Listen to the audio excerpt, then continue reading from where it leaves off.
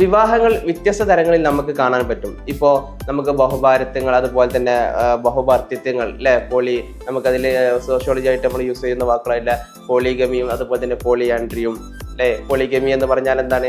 ബഹുഭാരത്വം അല്ലെ, ഒന്നിലധികം ഭാര്യമാരെ അല്ലെ വിവാഹം, ഒരു പുരുഷൻ ഒന്നിലധികം ഭാര്യമാരെ വിവാഹം കഴിക്കുന്ന അല്ലെങ്കിൽ ഒന്നിലധികം സ്ത്രീകളെ വിവാഹം കഴിക്കുന്നതാണ് ബഹുഭാരത്വം എന്ന് പറയുന്നത്. ഇനി പോളിയാൻഡ്രി എന്ന് പറഞ്ഞാൽ എന്താണ്?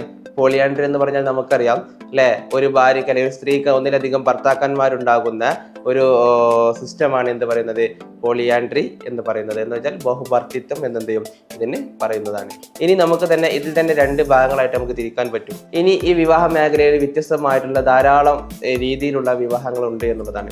അതിൽ നമുക്ക് പറയാൻ പറ്റുന്നതാണ് ഇപ്പോൾ എക്സോഗമി, അതുപോലെ തന്നെ എൻഡോഗമി, അതുപോലെ തന്നെ അനുലോമ, ഇങ്ങനെയുള്ള വ്യത്യസ്തമായിട്ടുള്ള വിവാഹ രീതികളും മറ്റും നമുക്ക് എന്ത് ചെയ്യുന്നുണ്ട് ഈ ഒരു നമ്മുടെ സമൂഹത്തിൽ നമ്മൾ കണ്ടുവരുന്നുണ്ട് എന്നുള്ളതാണ്.